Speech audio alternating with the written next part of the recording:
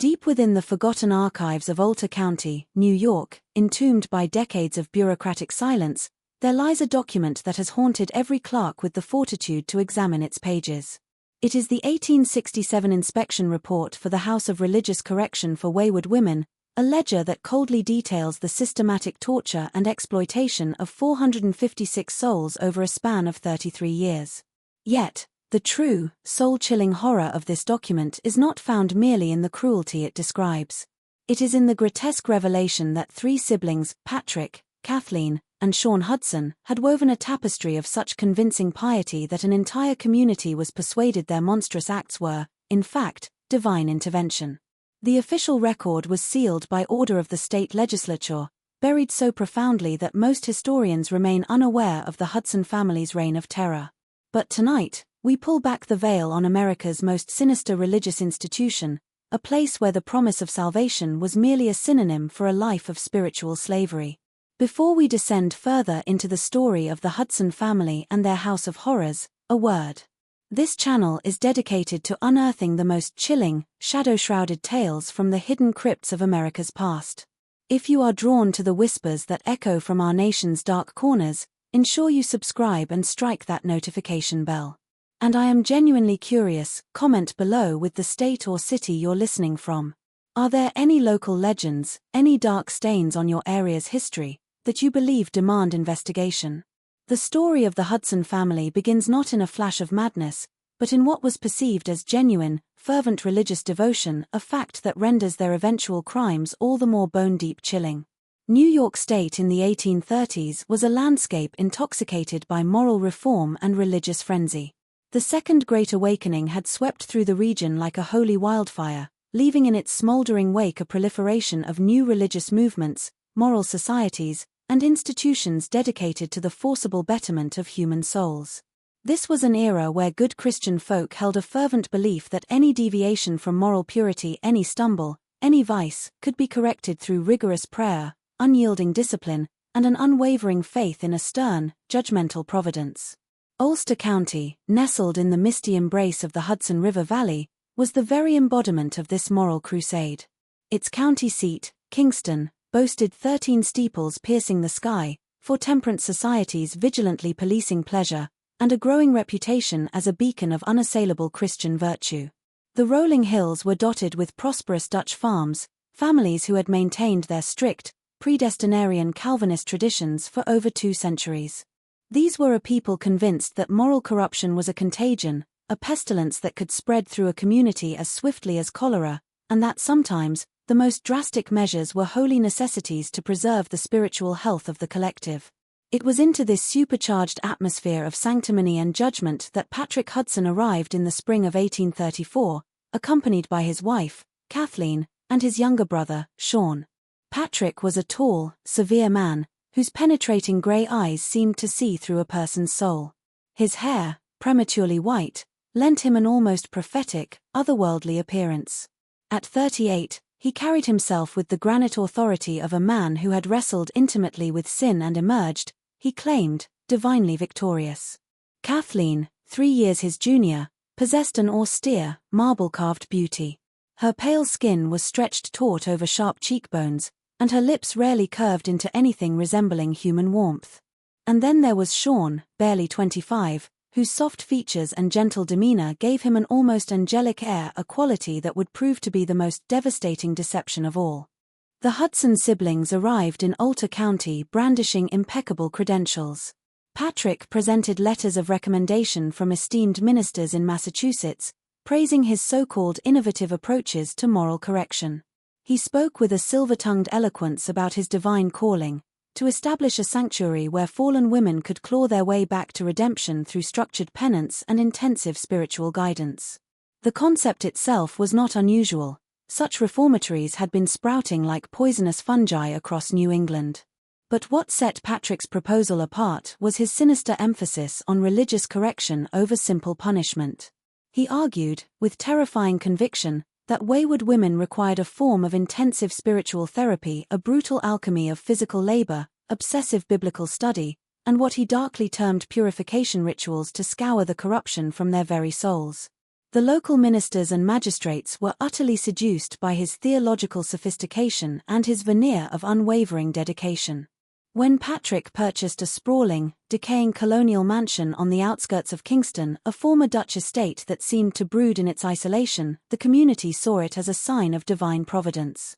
The mansion itself was a character in this unfolding nightmare.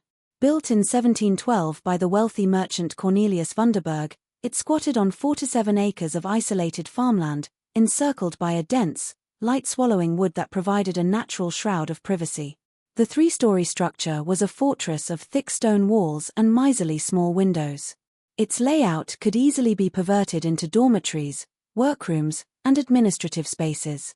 Most ominously, it contained a sprawling cellar complex, which Patrick calmly suggested would be ideal for contemplation chambers, places where the most troubled women could engage in solitary prayer and meditation, their cries swallowed by the earth.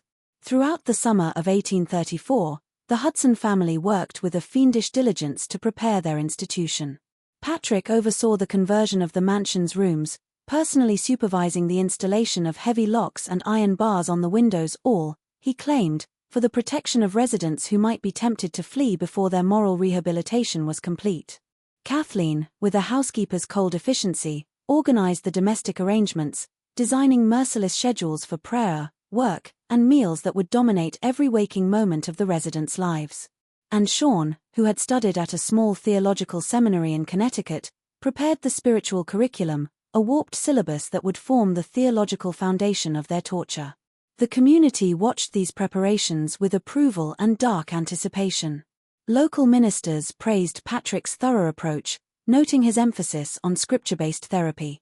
The county magistrate, Judge Hendrik Schuyler, was particularly swayed by Patrick's detailed treatment plans and his seeming willingness to accept the most difficult cases women other institutions had written off as irredeemable. By October 1834, the House of Religious Correction for Wayward Women was ready to receive its first penitent. The local newspaper, the Alta County Gazette, published a glowing article, describing the institution as a beacon of Christian hope for the most forsaken daughters of our society. The article noted, with no sense of irony, that the Hudson family had refused all government funding, choosing instead to rely on private donations and what Patrick euphemistically called contributions from families seeking moral correction services. The first victim arrived on a cold, bone-white November morning. Margaret Sutherland was 19 years old, the daughter of a prosperous merchant, who had discovered her in what he termed compromising circumstances with a married man. To avoid public scandal, he chose to place his daughter in Patrick Hudson's care, paying a substantial fee for what he believed would be a year-long program of moral rehabilitation. As Margaret disappeared behind the heavy, groaning oak doors of the Hudson mansion, her father departed with the grim satisfaction of a man who had done his Christian duty. He would never see his daughter again, though for years he would receive monthly letters, written in a convincing forgery of her hand, assuring him that her moral correction was proceeding according to God's inscrutable plan. He could not have known that Margaret Sutherland had just become the inaugural victim in a scheme of such profound monstrosity that it would, 3 decades later, shock the most hardened investigators. The House of Religious Correction for Wayward Women was about to metastasize into something far more sinister than anyone in Alta County could have conceived, a Gothic prison where Christian virtue served as the perfect mask for unspeakable cruelty. The systematic unraveling of Margaret Sutherland began within hours of her arrival, though it would be 33 years before anyone understood the true, grotesque nature of what the family called their purification process. On that bleak November evening, as a cold, relentless rain lashed against the mansion's thick, lead-paned windows, Margaret experienced what she would later describe under oath as her first glimpse into a theologically engineered hell. Patrick Hudson received her in the mansion's main parlor, a room that retained ghostly echoes of its original Dutch colonial grandeur. Heavy, dark beams crossed the ceiling like gallows, and a massive stone fireplace dominated one wall, its flickering light making the religious paintings and biblical verses daubed on the plaster seem to writhe and leer. Patrick, clad in simple, funereal black, regarded her with features softened into a mask of compassion as he explained the institution's sacred mission to salvage her immortal soul. "Miss Sutherland," he began, his voice a sonorous instrument that carried the cadence of 1,000 practiced sermons, "you have come to us as Magdalene came to our Savior, broken by sin, but yearning for redemption. Your Father has entrusted us with your spiritual welfare, and we do not take that responsibility lightly. The path to purification is not an easy one, but those who complete our program emerge cleansed of their moral corruption, ready to take their rightful place in Christian society. As if summoned by some unholy signal, Kathleen Hudson materialized.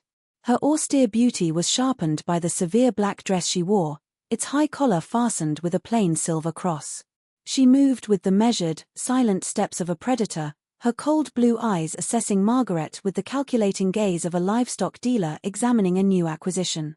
The first step in moral correction, Kathleen explained, her voice devoid of inflection, is the abandonment of worldly vanity and the embracing of holy simplicity. You will surrender all personal possessions, including the clothing you now wear, for these material things represent chains to your sinful past. We will provide you with garments that reflect your true status as a penitent seeking redemption. When Margaret dared to voice a faint protest, she was met not with anger, but with a chilling, patient understanding. It was then that Sean Hudson, who had been standing quietly in the shadows, stepped forward. His soft brown eyes radiated a deceptive, soulful compassion that seemed to promise salvation to even the most lost. "I understand your fear, Margaret," he said, using her Christian name with an invasive, intimate familiarity. "The devil whispers in your ear, telling you to resist the very salvation you came here to find. But we have seen this struggle countless times before, and we know how to help you overcome these sinful impulses. Trust in the Lord, and trust in us. We are His servants, dedicated to your spiritual welfare." What happened next would be seared into Margaret's memory for the rest of her life. She was led to what Patrick called the preparation chamber, a small, windowless room carved from the mansion's original root cellar. The stone walls wept a constant, cold moisture, and the air was thick with the smell of damp earth and beeswax from the few candles that provided the only light and atmosphere Patrick claimed was conducive to spiritual reflection. Religious iconography covered every surface: crosses, threatening biblical verses, and lurid paintings depicting the torments of sinful souls. She was instructed to remove her traveling dress and undergarments, replacing them with a rough, grey shift that bore the words "penitent soul" embroidered across the chest. Her hair was not brutally shorn, but was cut short in a ritualistic shearing that Patrick claimed would prevent the vanity that had led to her moral downfall. Her jewelry, her money, her personal letters all were placed in a wooden box that Patrick promised would be returned upon the completion of her rehabilitation.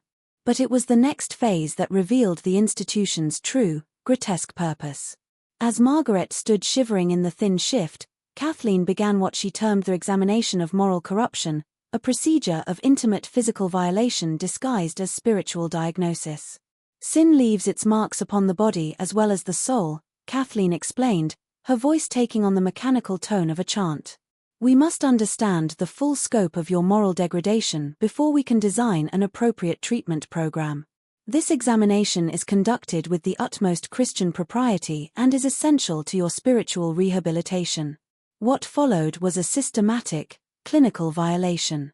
Margaret's body was inspected, measured, and catalogued in a leather-bound journal that Kathleen maintained with meticulous, dispassionate care. Deeply personal questions were asked about her sexual history, her monthly cycles, and her physical responses, all under the grotesque pretense of assessing her moral corruption. The psychological dismantling was equally devastating. Sean Hudson conducted a spiritual interview, using his theological training to probe Margaret's deepest shames and fears. He possessed an uncanny, demonic ability to identify psychological vulnerabilities, his questions expertly designed to strip away her sense of self-worth and replace it with a total, crippling dependence on the Hudson family. "Tell me about the moment you first experienced sinful desire," Sean prompted, his voice never losing its gentle, pastoral tone. "Help me understand how the devil first gained entry to your soul, so that we may work together to cast him out. Remember, nothing you tell me can shock or surprise me. I have heard confessions from hundreds of women, and I understand the particular, weak ways that Satan tempts the female heart." By the time Margaret was finally allowed to collapse onto the thin straw mattress in the dormitory she would share with 3 other women, she had been psychologically and physically unmade. The Hudson family had established their absolute authority over her body and mind, all while maintaining the unshakable facade of Christian compassion. She was no longer Margaret Sutherland, she was a penitent soul, her identity now the property of her correctors. What she could not know was that she had just endured the first, carefully calibrated phase of a process the Hudsons had perfected. Every aspect of the intake procedure was engineered to shatter individual identity and instill complete submission. The religious framework provided both the justification for their actions and an impenetrable shield from outside scrutiny, for who would dare question the methods of devout Christians working to save fallen women? As Margaret lay awake that first night, listening to the quiet sobbing of her roommates and the strange, muffled sounds that echoed through the mansion's labyrinthine corridors, a horrifying understanding began to dawn. The house of religious correction was something far different, far darker, than what her father believed he had purchased. But by then, it was far too late. The machinery of spiritual corruption had claimed its latest victim, and Margaret Sutherland's real education in horror was only just beginning.